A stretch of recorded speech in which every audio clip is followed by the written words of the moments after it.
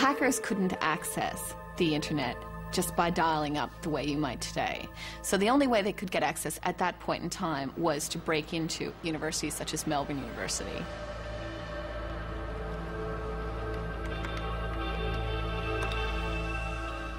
Phoenix had got a Melbourne Uni account off someone else and he'd passed it on to me. And at that stage, I started using Melbourne Uni's computers to access computers on the internet.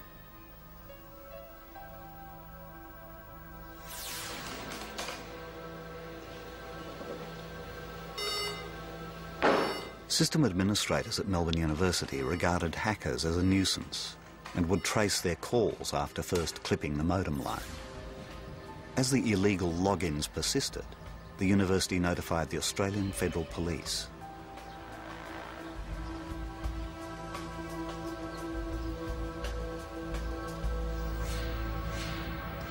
Well, there was a guy who had an account at Melbourne Uni, and I logged onto his machine anonymously and was having a chat to him.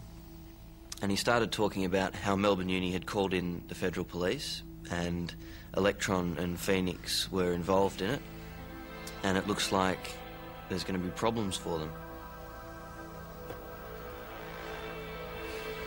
I think initially we held conflicting views about whether the activities we were involved in were criminal or not. It was easy for us to think that this wasn't illegal and we weren't going to get into a lot of trouble. But on the other hand, it was nice to think that, oh well, maybe what we're doing is a bit naughty and perhaps a little bit illegal, and that makes it look a bit more romantic than it would otherwise.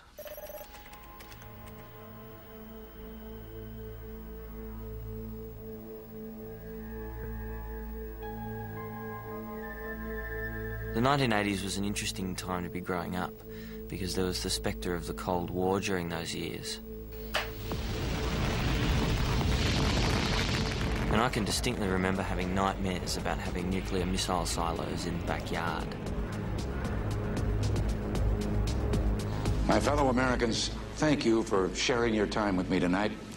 Let me share with you a vision of the future which offers hope. It is that we embark on a program to counter the awesome Soviet missile threat with measures that are defensive. There was a fatalism among some of the hackers, a sense that a nuclear war might start at any time, and as a result, it reduced a sense of consequences for their actions.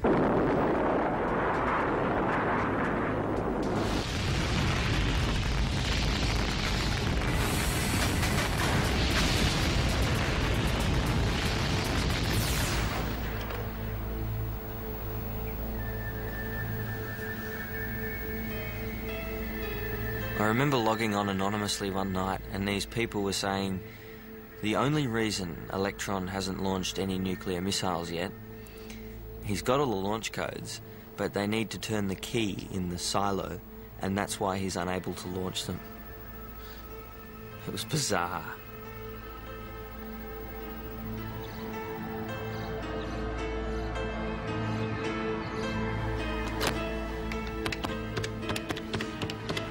We had the United States Secret Service contact the Australian Federal Police because they'd had problems with hackers getting into some of the American systems.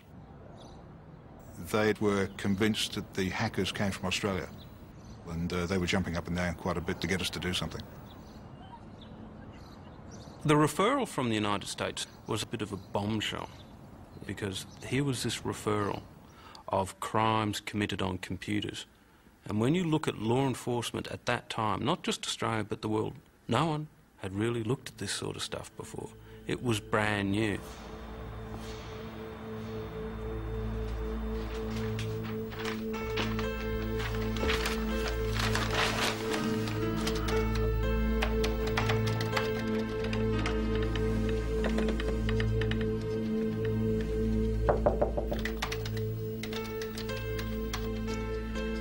I'll leave your dinner here.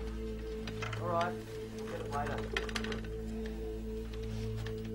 My father knew what I was doing, but his attitude was that it was my problem, and if I got caught, that it was bad luck. I think in some ways he saw computers as a positive thing and thought that if he's spending time on the computer, then that's an important skill.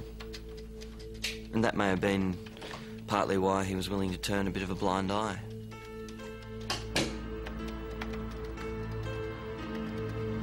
I think the prime motivator was that they had a good time. I saw it also in terms of it was another Everest. It was there, so they climbed it. They were seen to be very clever, and they probably were very clever. There's no doubt about that. Very clever young people.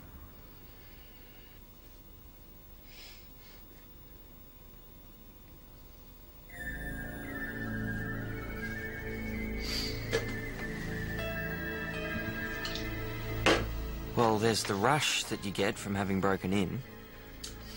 There's also the feeling of control over the computer.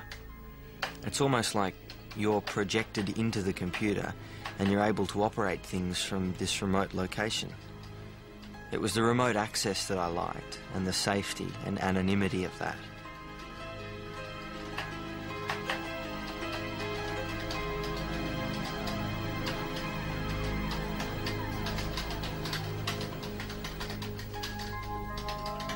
The realisation that I was addicted to hacking probably first came when I asked my father to hide the modem during exam times.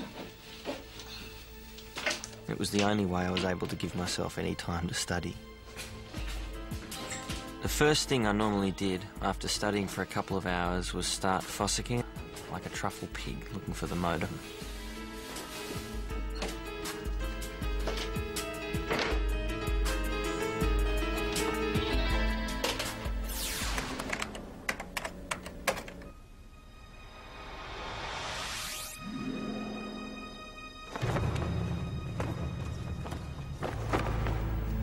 There was an online chat system in Germany which was referred to as Altos.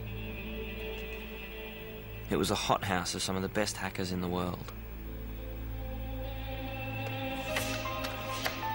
This was the probably most important community place where hackers from Germany, the US, Australia, around the globe would gather together to share information about sites that they'd hacked, accounts that they might be willing to share with each other in order to continue their hacking.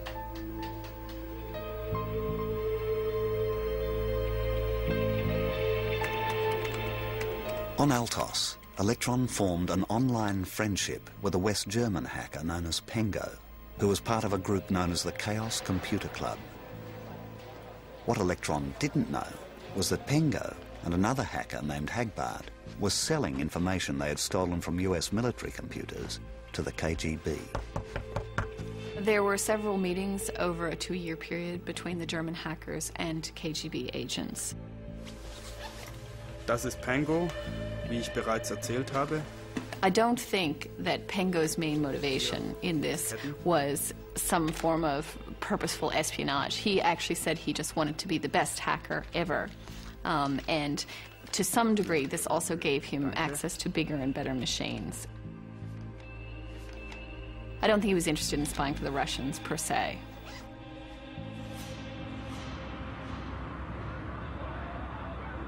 Like all the changes that have swept East Germany recently, the beginning of the end for the Berlin Wall came much sooner than was expected. The sense of being in an international community on Altos was really highlighted during important world events. Speaking live online to Pengo in Germany at the time of the fall of the Berlin Wall was quite an experience. It really gave you a feeling of a world without borders.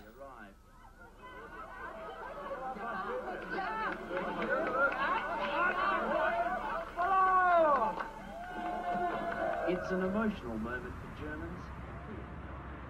On Altos, the Australian hackers had a